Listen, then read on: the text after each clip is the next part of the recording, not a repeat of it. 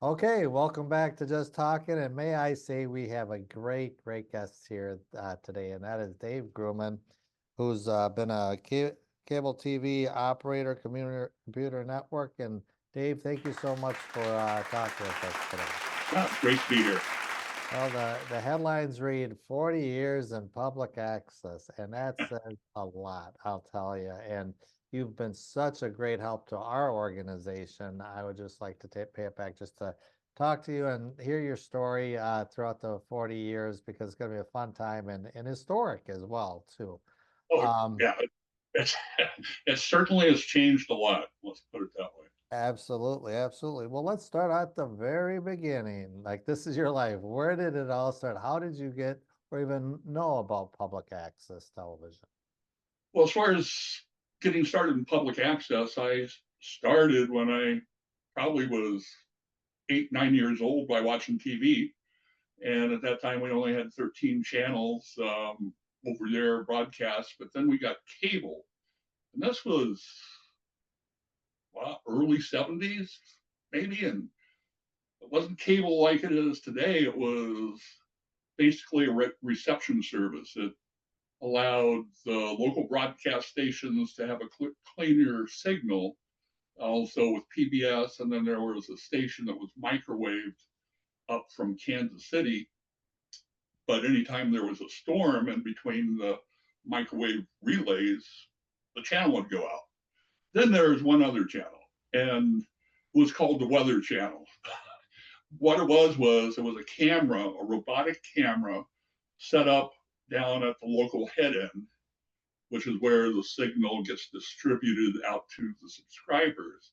And this camera would just go back and forth, um, you know, recording these weather dials. And that was the Weather Channel, 24 hours a day.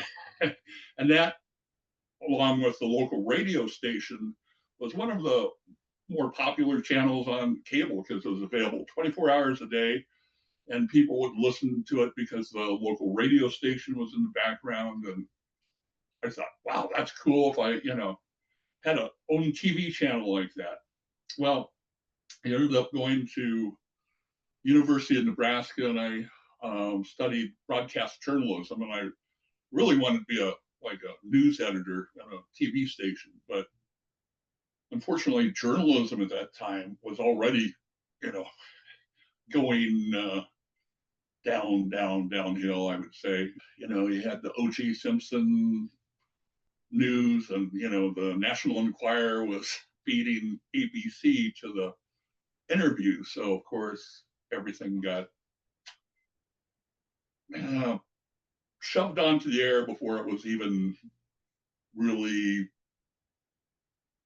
weighed whether or not it was appropriate. Or the networks supported broadcast journalism because of public interest, serving the community, and the FCC mandate that broadcasters are supposed to serve the public interest. So when I was in college, there was a local cable channel.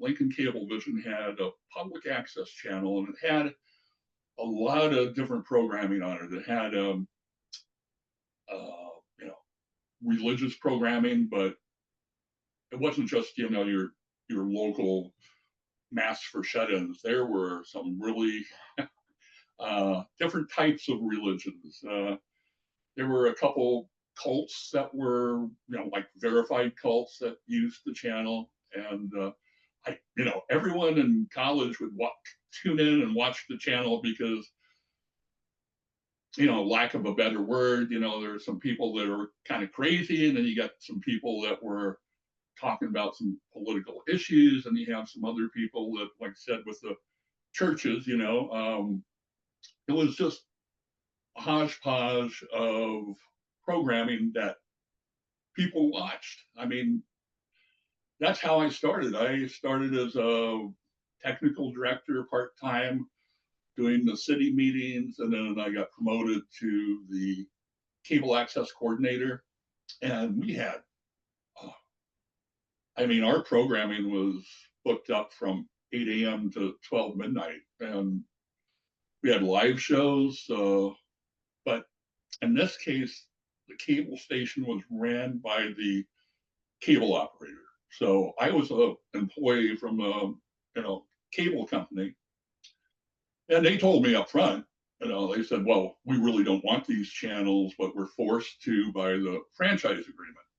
So we just want you to do what's according to what we're required to according to the franchise, which would be training people that come in for wanting to produce a program. We train them on the portapacks and studio and tape editing. At that time, it was analog editing. So there were, I'd say, 100 producers at any one time. It was a college town, and more and more stuff came up. Then started to get controversial because I want to say in the early 90s, KKK submitted their program on Lincoln Cablevision for their public access. And it was the local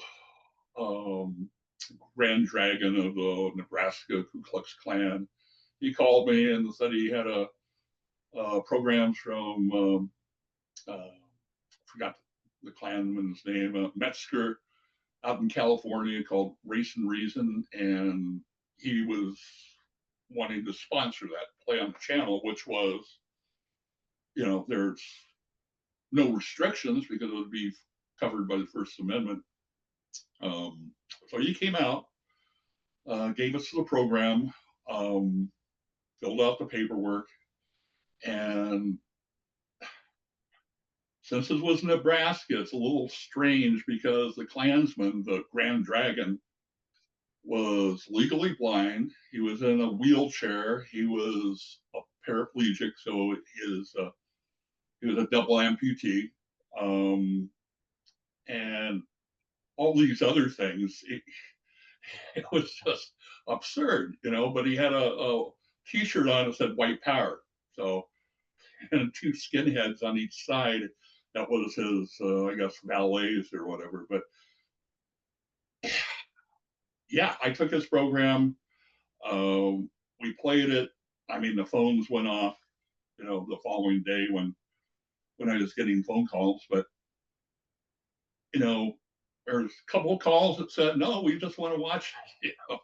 So public access is a reflection of the community, really. So if you don't want those programs on, well, I mean, I'm sorry, but there's people in the community that feel that way, and maybe it's a good thing to kind of hold a mirror up so people realize, who's out there. I mean, back then, people got used to seeing what was local on television, and that was the key point for people to watch. I think they saw their neighbors, they saw what was going on in the community, what the politicians were up to at City Hall, and that continued. I mean,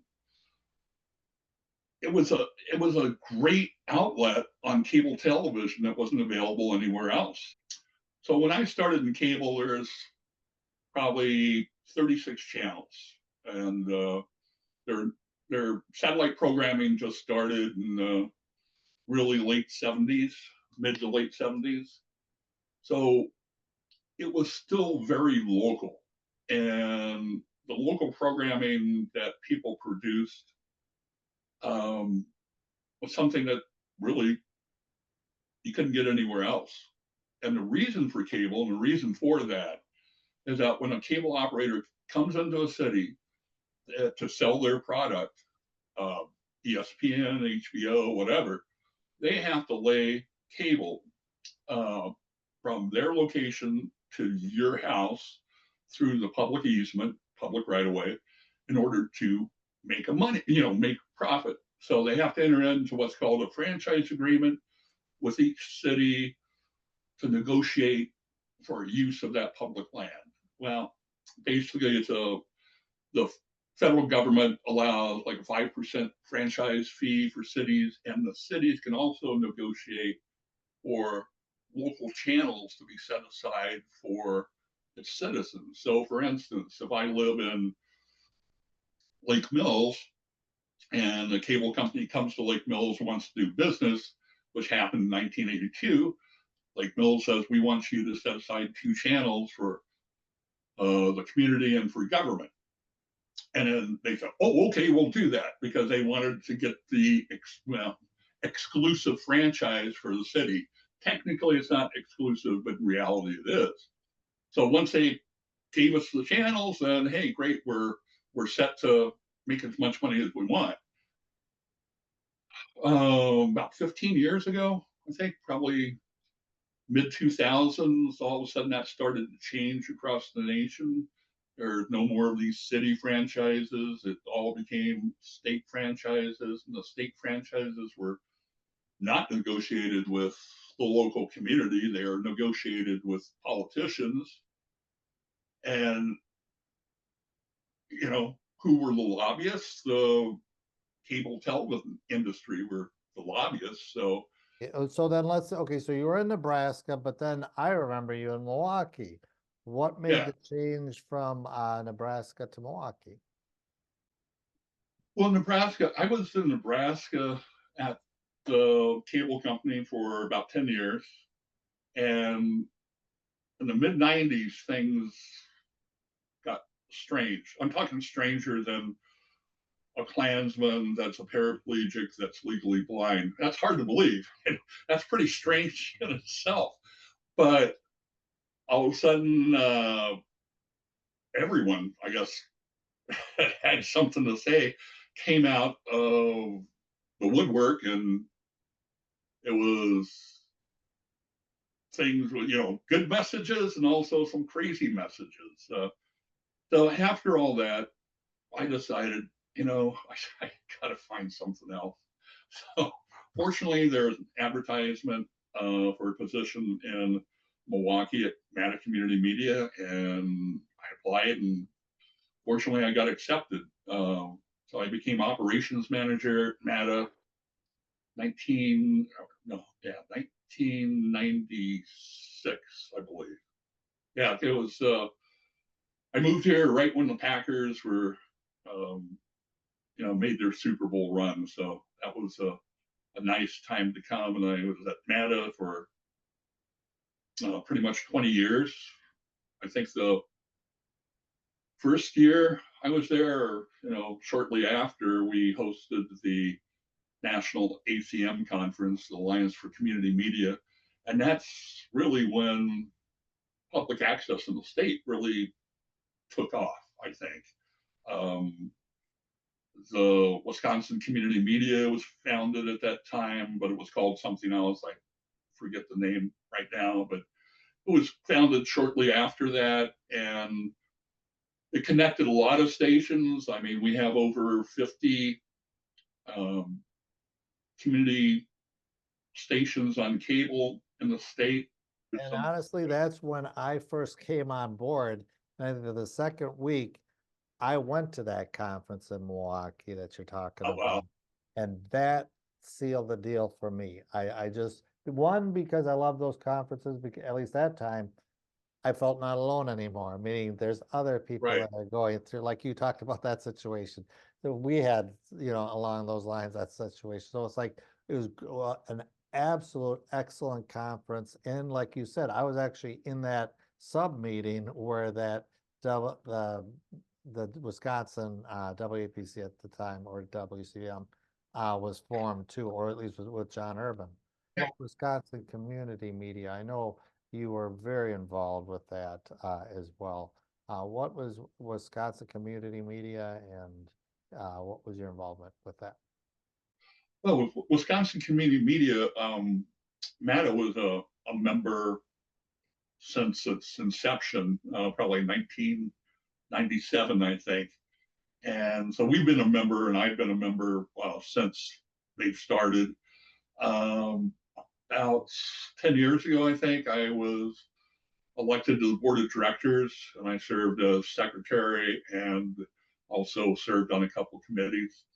I think if it wasn't for Wisconsin Community Media, I don't think we'd have the number of of stations we would have today, because that's a organization that tries to show the importance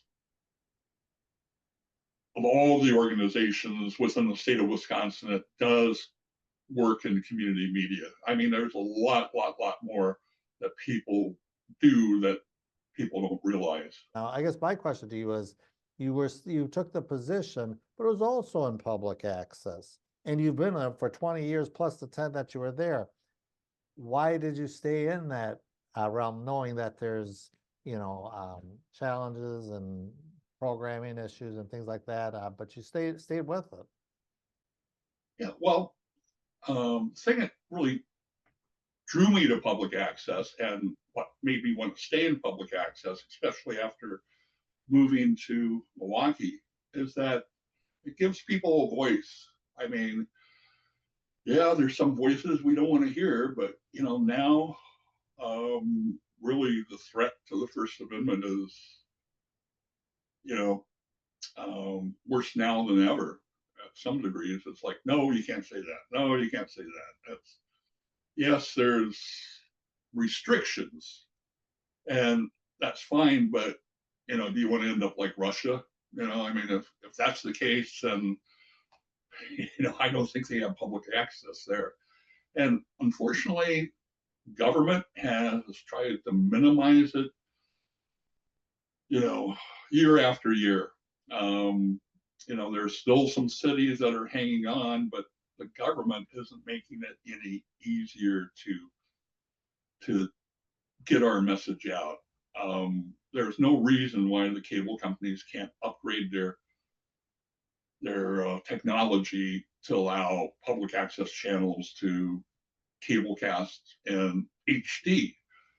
HD was mandated by the FCC in 2007, I think. So it's been almost, since then. We're still on, 420, standard definition. So that drove a lot of channels either to quit and just kind of close up, or extend their platforms out to online platforms, over the top television platforms such as Roku. And because the cable company, it doesn't matter if it was Charter or Time Warner, they look at community programming or community access as something they don't want to do. And I remember hearing that firsthand when I was with the cable company, that they didn't want the channels at all. And they told me that the more uh, the more crazy the programming got, and um, um, the more crazy it got, and the more controversial, it was beneficial to them. So I was encouraged to seek out more crazy people. I said, I don't have to seek them out; they're coming to me. Right, You know, exactly. so, Right, so right. but then I moved to Milwaukee. Milwaukee, the difference between a cable channel run by a cable television company versus run by a nonprofit is the nonprofit actually had rules and regulations and procedures, where the cable TV companies, we don't care. Let's give them a camera and have them go out, and we don't care. We just want to make sure our franchise agreement is, the requirements are fulfilled. So the attitude from a nonprofit is trying to, better shape a person's message, not to change it, but to help make it more viewable, I guess. And that was great. I was there for 20 years, and unfortunately, we had HD equipment, but we could only cablecast in standard definition. But at least at that time, we were on channel 14, and then they did move one of our channels up in '96. So it's been a challenge just to stay relevant. You would think things would be better now because equipment it doesn't cost hardly anything to record quality video for television. And there's no argument for, oh, we don't have channel space to give to community programming. I have hundreds of channels. It's pretty much unlimited. But they will not do anything that they're not required to do that would help promote those channels. So, Milwaukee was a great organization. It was one of the top dozen in the country, as far as community access centers.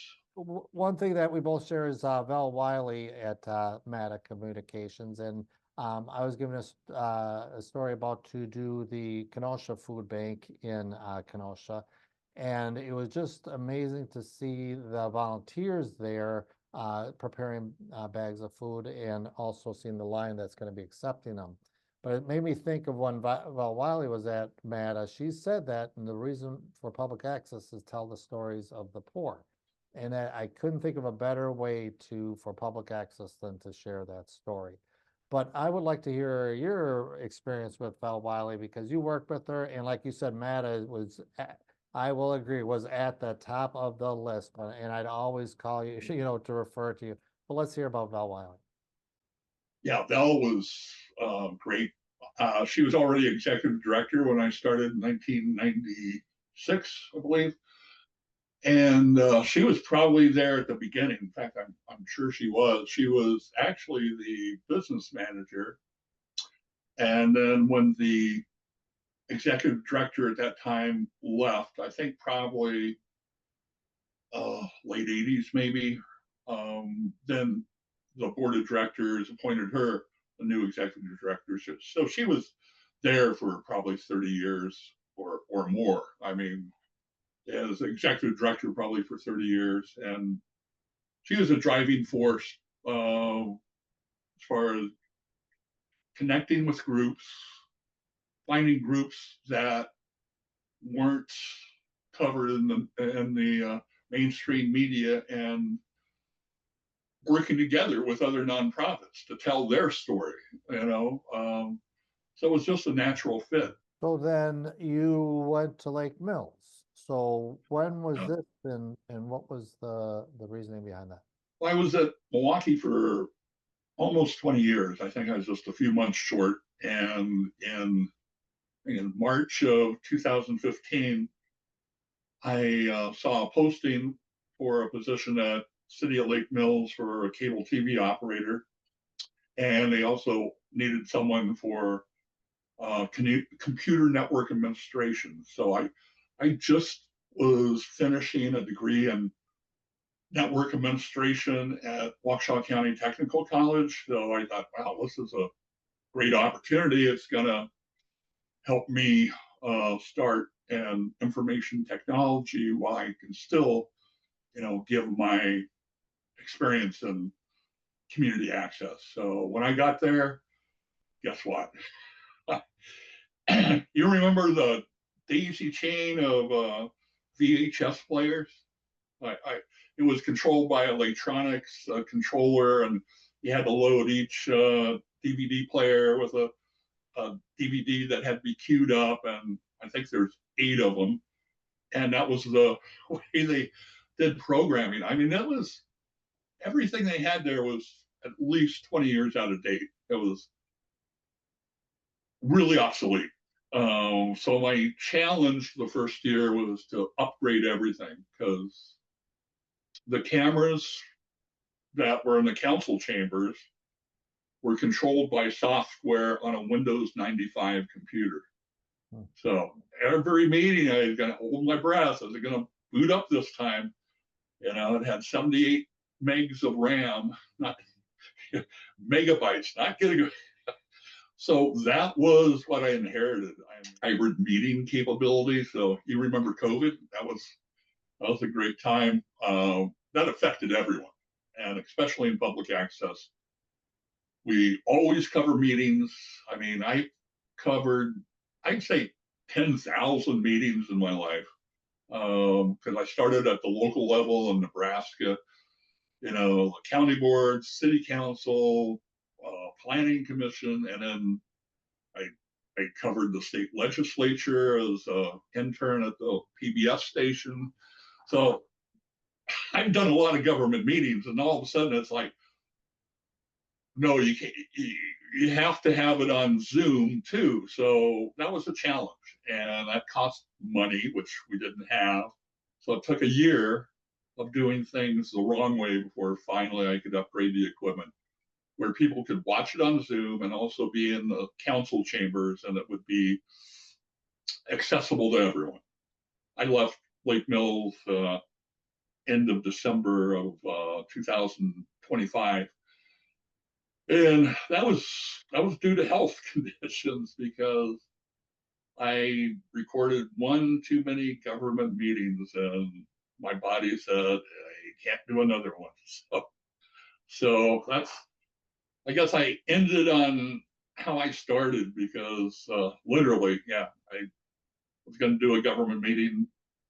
My body said, no, you better go to the hospital. I went to the hospital, and I had a cardiac condition. So after that, it's like, okay, I'm not going to stay up until 11 o'clock at night doing meetings anymore. So, I guess we'll kind of round it up, but are you going to see in somehow um, be in touch with community media? Meaning you could start your own show if you wanted to. Would you still be on a board, or is that chapter done and time to live the good life?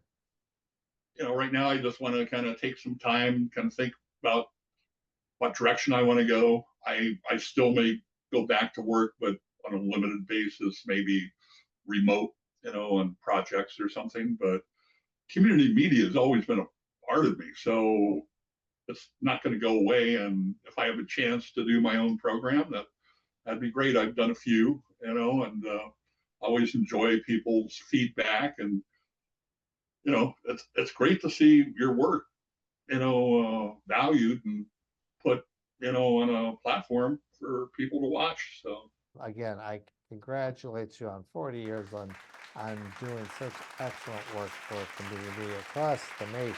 Because it's like, definitely from our standpoint at Kenosha Community Media, we thank you for everything that you've done. We hope to see more of you in the future in some form through community media.